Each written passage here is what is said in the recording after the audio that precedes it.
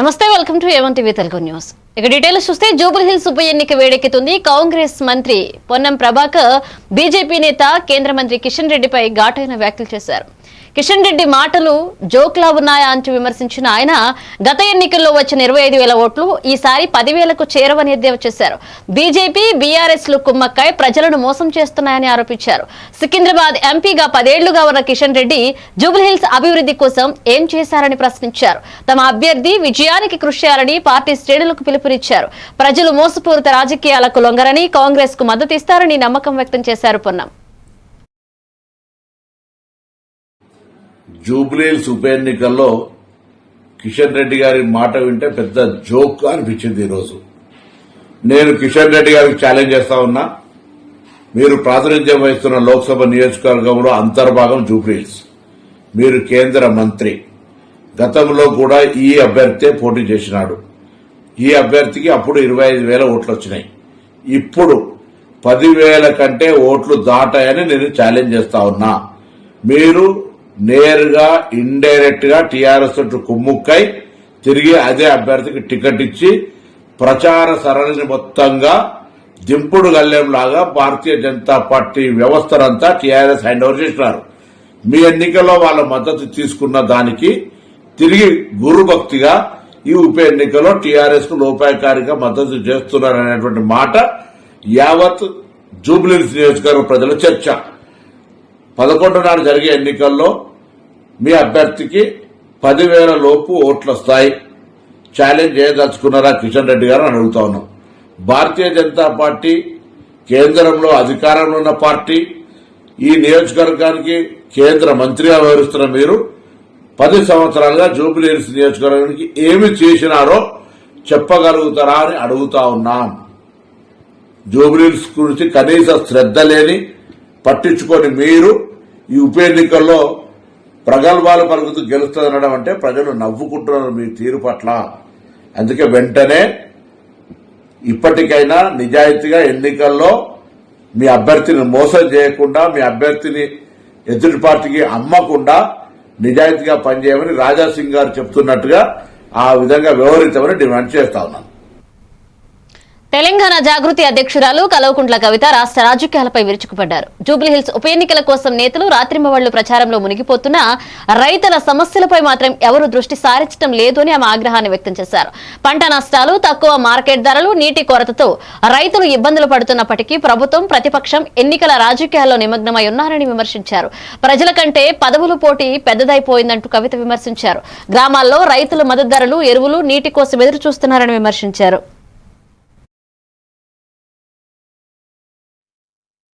చదువులు సెమిస్టర్ మీద ఎఫెక్ట్ పడకుండా చూడాలని కూడా ప్రైవేట్ కళాశాలల వాళ్ళని నేను కోరుతా ఉన్నాను.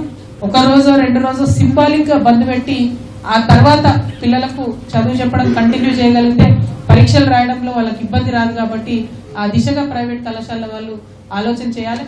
మీరు బంద్ పెట్టుండి మీకోసం మీ తరఫున మేమందరం కొట్లాడతాం. ఒకటి బాధ కూడా ఏంటి అని అంటే, అన్ని పార్టీలలో అందరు పెద్ద నాయకులు ఓన్లీ జూబ్లీహిల్స్ నే ఉన్నారు. జూబ్లీహిల్స్ లో రైతులు ఉంటే మాత్రం ఇమీడియట్ గా మా పత్తి పరిష్కారం అవుతుంది, పత్తి సమస్య అన్నాడు. ఎన్నికలు అర్బన్ ఏరియాలో అవుతుంది, పట్టణంలో అవుతుంది కాబట్టి రైతుల్ని పట్టించుకుంటలేరు. అది మాత్రం చాలా దారుణం.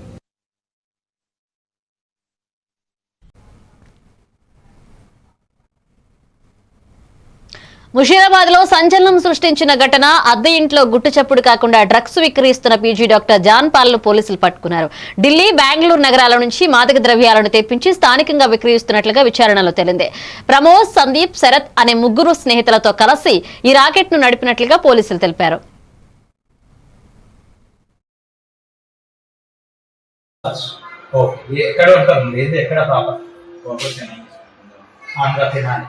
ఇక్కడ ఇది ఏరియా ఏమంటారు?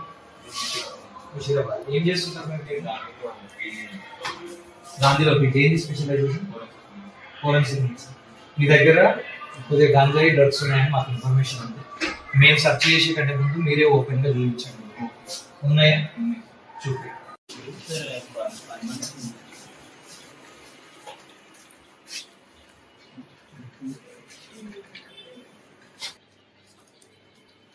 ఎక్కడివి బాబు ఇవన్నీ? మరి నీకు నాకు శరత్, ప్రమోద్ అండ్ సందీప్ అనే వాళ్ళు కాంటాక్ట్ సార్. ఇక్కడే వాళ్ళు శరత్ ఏమేమి పేరు? శరత్, ప్రమోద్, సందీప్. ఓకే. వాళ్ళకి ఢిల్లీలో కాంటాక్ట్ ఉంటుంది. ఎవరికి ఢిల్లీలో కాంటాక్ట్? శరత్కి ఢిల్లీలో కాంటాక్ట్. అతను బెంగళూరులో డెడ్ డ్రాప్ వేస్తాడు. ఎవరు ఆయన ఇస్తారా? ఆయన వాళ్ళు అంటే వాళ్ళది అంతా ఇది శరత్ ఢిల్లీ కాంటాక్ట్ ఫోన్ చేస్తాడు. ఫోన్ చేస్తాడు. ఆ ఢిల్లీ కాంటాక్ట్ పర్సన్ వాళ్ళ నెట్వర్క్ ద్వారా బెంగళూరులో డెడ్ డ్రాప్ వేపిస్తాడు. శరత్, ప్రమోద్, సందీప్ వీళ్ళు ఎవరైనా వెళ్ళి తీసుకొచ్చేసి మనకి ఇస్తా ఉంటారు. మనం శరత్, ప్రమోద్, సందీప్ వీళ్ళు ఎవరైనా బెంగళూరు పోయి ఆ డెడ్ డ్రాప్ తీసుకొని వస్తారు. ఓకే. నువ్వు ఎప్పుడన్నా వెళ్ళినావా? నేను ఒక్కసారి వెళ్ళినా సార్. ఒకసారి. ఓకే. మరి నీ దగ్గర ఎందుకు పెట్టిరు ఇవి? సార్ నా దగ్గర ఫ్రిడ్జ్ ఉంది సార్. ఆ ఫ్రిడ్జ్ లో ఉంటే అవి క్వాలిటీ ఉంటాయి అన్నట్టు. మనం ఫ్రిడ్జ్ లో పెట్టకుంటే ఏమైంది? కరిగిపోతుంది, లిక్విడ్ అయిపోతుంది టెంపరేచర్. ఓకే. నువ్వేం చేస్తావు మరి?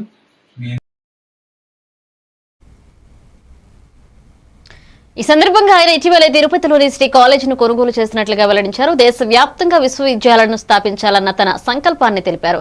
యువతకు నాణ్యమైన విద్యను అందించడం తన ప్రధాన లక్ష్యమని పేర్కొన్నారు. విద్యారంగంలో తెలంగాణను ఒక మోడల్ స్టేట్ గా తీర్చిదిద్దడమే తన కళ అని చెప్పారు. తిరుపతిలో విద్యా విస్తరణకు శ్రీ కాలేజ్ సహకారం అందిస్తుందన్నారు. రాజకీయాలు, సేవా కార్యక్రమాలు రెండింటినీ సమాంతరంగా కొనసాగిస్తారని స్పష్టం చేశారు.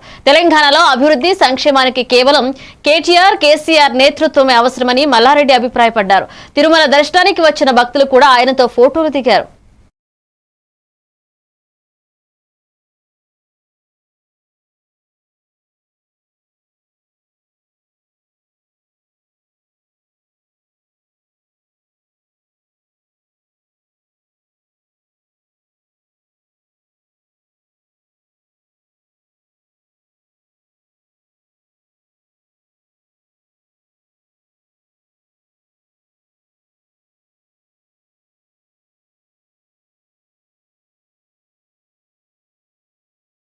భారతదేశమంతా యూనివర్సిటీలు పెట్టాలని వైజాగ్లో తీసుకున్నాం.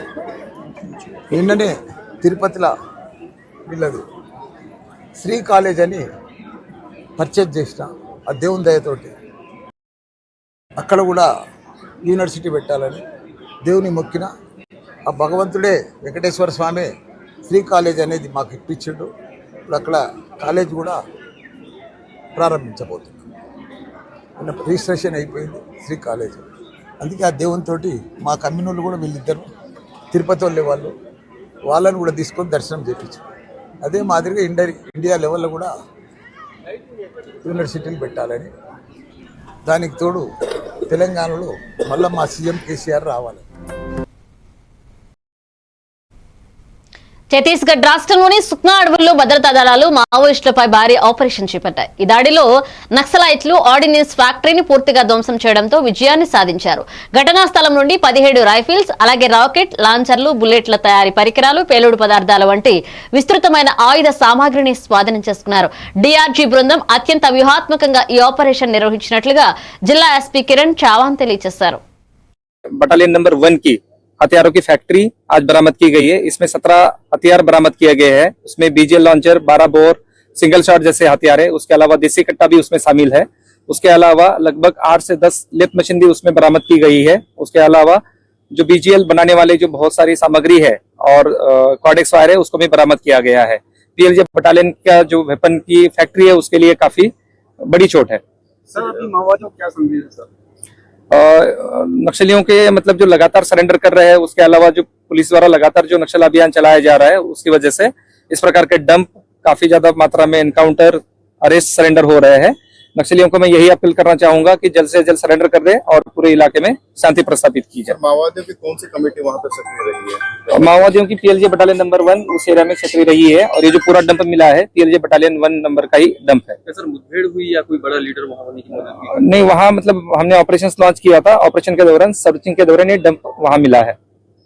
सर आने वाले समय में ऑपरेशन और तेज होंगे? हाँ, हम लगातार ऑपरेशन जारी है।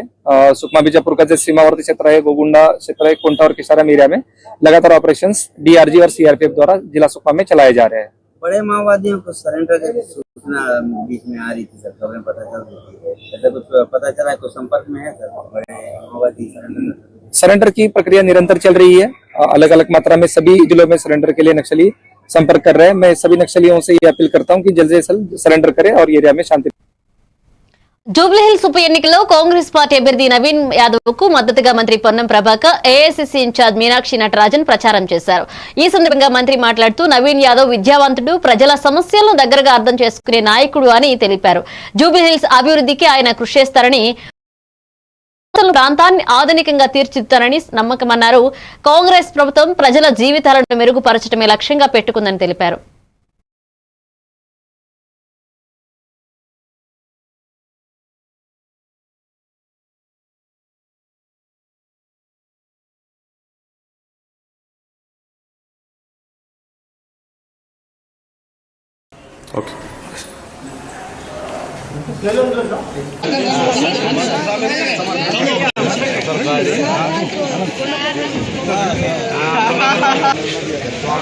चाहिए आपका प्रसिद्ध नौजवान लड़ने वाला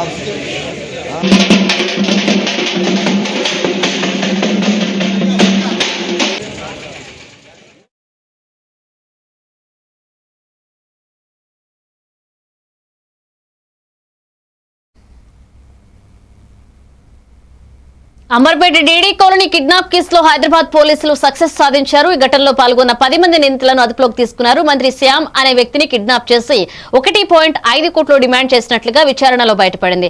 ప్రధాన నిందితుడు మాధవీలత అమెరికాలో బాధితుడితో వివాహం చేసుకుని విడాకులు తీసుకున్న తర్వాత ఆ కుట్ర పనినట్లుగా తెలుస్తుంది. మరొక నిందితుడు సాయి ఈ గ్యాంగ్ కి సూత్రధారిగా వ్యవహరించారు. దాడిలో 3 కార్లు, 2 బైక్లు, 8 మొబైల్ ఫోన్లు, డ్రగ్స్ సామాగ్రిని స్వాధీనం చేసుకున్నారు. ఇక బాధితుడు తెలివిగా తప్పించుకుని పోలీసులకు సమాచారం ఇవ్వడంతో కేసు వేగంగా ఛేదించగలిగారు. ఒక పర్సన్ ని అంటే మంత్రి శ్యామ్ అనే పర్సన్ ని కిడ్నాప్ చేసి 2 కార్లలో వెళ్ళిపోవడం జరిగింది. దీనికి సంబంధించి ఆ రోజు అర్ధరాత్రే మనము కిడ్నాప్ చేసినటువంటి మొదటి కారుని చర్లపల్లి సమీపంలో ఒక అటవీ ప్రాంతంలో దాన్ని కనుగొనడం జరిగింది. అది దాని పూర్వపరాలు పరిశీలించినప్పుడు అది లాంగ్ డ్రైవ్ కార్స్ నుంచి రీసెంట్ గా రెంట్కి తీసుకొని దాన్ని కిడ్నాప్ లో వాడడం జరిగింది. దాని తర్వాత అక్యూజ్డ్ పర్సన్స్ ఎవరైతే ఉన్నారో వాళ్ళు వేరే ఇంకొక 2 కార్లు తీసుకొని 2 వీలర్స్ మీద అందరు కూడా పారిపోవడం జరిగింది. దీనికి సంబంధించి during the course of investigation మంత్రి శ్యామ్ అనే ఇతను డీడీ కాలనీ సాయి కృప రెసిడెన్సీ కృష్ణతేజ రెసిడెన్సీలో దాదాపు 3 ఇయర్స్ నుంచి ఉంటున్నాడు. సో అక్కడ ఇతనికి దాదాపు 30 సంవత్సరాల కిందనే ఫస్ట్ మ్యారేజ్ అయింది ఇక్కడ A1 మాధవీలత తోటి. ఈమె US లో దాదాపు 10 ఇయర్స్ ఉన్న తర్వాత 2005లో హైదరాబాద్ రావడం జరిగింది. హైదరాబాద్ వచ్చిన తర్వాత మా US లోనే ఫస్ట్ డైవర్స్ అయింది. బట్ తర్వాత మళ్ళీ హైదరాబాద్ వచ్చి దాదాపు 22 వరకు కూడా ఇద్దరు కలిసి ఉండడం జరిగింది. సో ఈ A1 కి సంబంధించి ఈమె పేరు మాధవీలత. ఈమె వీళ్ళ హస్బెండ్ కి లాస్ట్ 3 ఇయర్స్ నుంచి దూరంగా ఉంటుంది. ఇతను దూరంగా ఉన్నప్పుడు ఇంకొక ఆమెను పెళ్లి చేసుకోవడం జరిగింది. ఆమె పేరు ఫాతిమా. సో ఇతని పేరు కూడా మంత్రి శ్యామ్ నుంచి అలీ అనే పేరు మార్చుకొని ఆ మ్యారేజ్ కూడా చేసుకున్నాడు. సో దీంతో ఆమె ఇతని పైన కక్ష కట్టి అంటే మా పిల్లల్ని తర్వాత ఫాతిమా అనే ఒక యువతి తన భర్త బీహార్ ఎన్నికల ప్రచారంలో పాల్గొన్న కాంగ్రెస్ అగ్రనేత రాహుల్ గాంధీ ప్రధాని నరేంద్ర మోదీపై విరుచుకుపడ్డారు. యువతను రీల్స్ తీసేలా ప్రోత్సహించి నిజమైన సమస్యల నుంచి దృష్టి మళ్లిస్తున్నారని ఎద్దేవా చేశారు. బీహార్లో తరచూ జరుగుతున్న ప్రశ్నాపత్రాల లీకేజీ ఘటనలపై మోదీ మౌనం ఆందోళన కలిగిస్తుందని పేర్కొన్నారు. ప్రజల సమస్యల కంటే ప్రచార రాజకీయాలపై ప్రధాని దృష్టి ఎక్కువగా ఉందన్నారు. రైతు సంక్షేమం, నిరుద్యోగం, విద్యారంగం వంటి ప్రధాన అంశాలపై కేంద్రం మౌనం ఎందుకు వహిస్తుందని ఆయన ప్రశ్నించారు. యువత భవిష్యత్ కోసం అవగాహనతో ఓటు వేయాలని పిలుపునిచ్చారు. रील बनाने से आपके मेज पर भोजन आता है क्या? नहीं। नरेंद्र मोदी ने आपको यह नहीं बताया कि जब आप रील बनाते हो और अपने दोस्त को बेचते हो तो फायदा अंबानी को होता है, फायदा अदानी को होता है। नरेंद्र मोदी ने आपको यह नहीं बताया कि बिहार में किसानों से छीनकर 1 रुपए में अदानी को जमीन दी गई है। ₹1 प्रति एकड़ में अदानी को जमीन दी गई है। यह नरेंद्र मोदी ने आपको नहीं बताया। अमित शाह ने आपसे कहा, चुनाव में उसने कहा कि बिहार में उद्योग लगाने के लिए जमीन नहीं है, उद्योग लगाने के लिए जमीन नहीं है, मगर अदानी जी को फ्री गिफ्ट देने के लिए बहुत जमीन है कि बिहार के युवा आज रील देख सकते हैं, रील बना सकते हैं, फेसबुक पे जा सकते हैं, इंस्टाग्राम जा सकते हैं, देख सकते हैं। Hyderabad market committee vice chairman Kotla Srinivas BRS working president KTR పై తీవ్ర వ్యాఖ్యలు చేశారు. హైడ్రా ప్రాజెక్టు వల్ల జరుగుతున్న అభివృద్ధిని దాచిపెట్టే ప్రయత్నం కేటీఆర్ చేస్తున్నారని ఆరోపించారు. ప్రజల ప్రయోజనాలకు మేలు చేసే పనులను కూడా రాజకీయ లాభాల కోసం వక్రీకరిస్తున్నారని మండిపడ్డారు. నగర అభివృద్ధి, రోడ్ల విస్తరణ, హైడ్రా ఇన్ఫ్రాస్ట్రక్చర్ ద్వారా వేలాది మంది లబ్ధి పొందుతున్నారని తెలిపారు. ఇలాంటి ప్రాజెక్టులను అడ్డుకోవడం ప్రజల ప్రయోజనాలకు వ్యతిరేకమని స్పష్టం చేశారు. కేటీఆర్ వంటి నేతలు రాష్ట్ర అభివృద్ధికి అడ్డు తగలకూడదని హితవు పలికారు. ప్రభుత్వం ఉన్నప్పుడు కేటీఆర్ గారు, హరీష్ రావు గారు, కేసీఆర్ గారి బలం చూసుకొని ఏ భూ కబ్జాదారులైతే భూములను లాక్కొని నది పరివాహ ప్రాంతాలను లాక్కొని కబ్జా చేసిర్రో వాటి కోసమే హైడ్రాని ఏర్పాటు చేయడం జరిగింది. గౌరవ ముఖ్యమంత్రి రేవంత్ రెడ్డి గారు ఈ హైదరాబాద్ నగరాన్ని మినీ ఇండియాగా తయారు చేయాలని, ఈ హైదరాబాద్ నగరాన్ని అన్ని దేశంలోని నగరాల సరసన ఉంచాలని, భూ కబ్జాదారుల నుండి ప్రభుత్వ భూములను, అదే విధంగా చెరువులను, అదే విధంగా నది పరివాహక ప్రాంతాలన్నింటినీ కూడా పరిరక్షించాలని ఒక దూరదృష్టితోని గౌరవ ముఖ్యమంత్రి రేవంత్ రెడ్డి గారి మేధో మదనంలో పుట్టిన ఒక మానస పుత్రికనే ఈ హైడ్రా. ఈ హైడ్రా గురించి టిఆర్ఎస్ వాళ్ళు ఎందుకు భయపడుతున్నారని సందర్భంగా అడగదలుచుకున్నా. మీరు సూటిగా మిమ్మల్ని ఒక ప్రశ్న అడుగుతా ఉన్నాను ఈ వేదిక ద్వారా. మీరు భూ కబ్జాదారులకు ప్రోత్సహిస్తున్నారా? ప్రోత్సహిస్తారంటే ప్రోత్సహిస్తున్నారని చెప్పండి. కానీ ఒక బృహత్ కార్యక్రమాన్ని ఇలా రాష్ట్ర ప్రభుత్వం చేపట్టి ఏదైతే కబ్జాలలో బలైపోతున్న భూములను పరిరక్షించి ఈ గ్రేటర్ హైదరాబాద్ నగరంలో ఉన్న విలువైన భూములను రక్షించి ఇలా పేదలకు ఇయ్యాలని, ఇంద్రమ్మ ఇండ్లు కట్టించి ఇయ్యాలని ఒక దూరదృష్టితోటి ఇలా ప్రభుత్వం ప్రయత్నిస్తుంటే జూబ్లీహిల్స్ ఎన్నికల్లో మాత్రము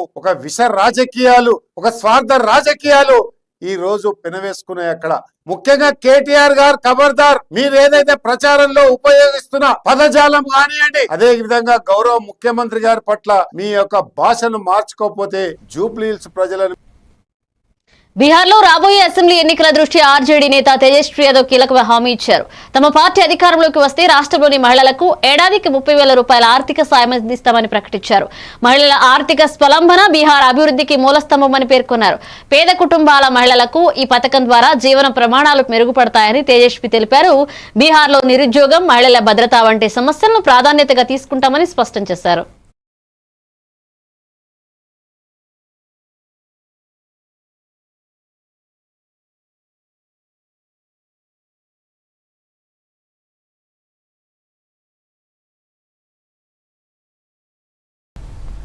पूरा मूड जो है इस बार बदलाव का है, परिवर्तन का है। और इस बार बिहार की जनता जो है 20 साल पुरानी जो सरकार चल रही है उसको उखाड़ फेंकने का काम करेगी। माँ बहनों के मांगों पर सरकार बनते ही 14 जनवरी मकर संक्रांति के दिन माँ बहन माँ योजना के तहत पूरे 1 साल का 30,000 रुपया माता और बहनों के खाते में हम लोग डालने का काम करेंगे।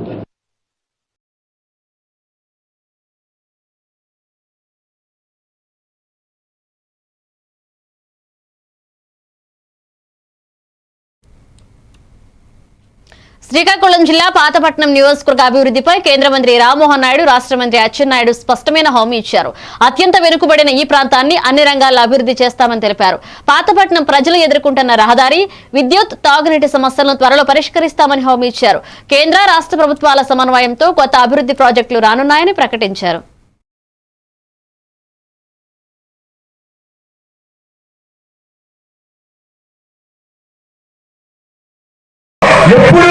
ఎప్పుడు సహాయం చేయనట్టుగా చచ్చిపోయిన వారికి 15 లక్షల రూపాయలు చంద్రబాబు నాయుడు గారు వారికి వితోధికంగా సహాయం చేశారు. మోడీ గారు 2 లక్షల రూపాయలు సహాయం చేసి వాళ్ళందరికీ ఇబ్బంది లేకుండా, కష్టం లేకుండా మేము ఆదుకుంటే ప్రతి ఓడు రావడం, బైక్ పట్టుకోవడం చంద్రబాబు నాయుడు వల్ల జరిగింది. చంద్రబాబు నాయుడు అజాగ్రత్త వల్ల జరిగిందని ఏదో జగన్మోహన్ రెడ్డి పిచ్చోడు మాట్లాడుతుంటే ఒక అర్థం ఉంది. సీనియర్లు ధర్మాన ప్రసాద్, బొత్స సత్యబాబు ఆయన మాట్లాడకపోతే ఈయన పని అయిపోతుందని ఆయన మాట్లాడాడు, ఈయన అలాగే మాట్లాడారు. ఒకవేళ నేను ఇచ్చిన 15 లక్షలు సాలకపోతే 1 లక్ష 2 లక్షలు ఎక్కువ ఇవ్వండి అని అడిగితే దానికి అర్థం ఉంది. కానీ దీనికి చంద్రబాబు నాయుడే కారణం, అసమర్థులని సిగ్గు లేకుండా సీనియర్లు మాట్లాడుతుంటే నాకు ధ్యానం కలుగుతుందని చెప్పి మీ అందరికీ తెలియజేస్తున్నాను. ఎక్కడా కూడా ఎటువంటి లోటు లేకుండా మీరెవరైతే మా మీద నమ్మకం పెట్టుకున్నారో మంచి పనులు తీసుకొని రండి, అన్ని కూడా చేకూర్చే బాధ్యత మేము తీసుకుంటాం. 24 గంటలకి 24 గంటలు కూడా కష్టపడి ప్రజల మధ్యనే ఉండాలంటే ఉండైనా సరే మీ అందరికీ కూడా న్యాయం చేస్తామని మా మీద నమ్మకం పెట్టుకున్న వాళ్ళందరికీ కూడా ఈ సందర్భంగా తెలియజేస్తున్నాం.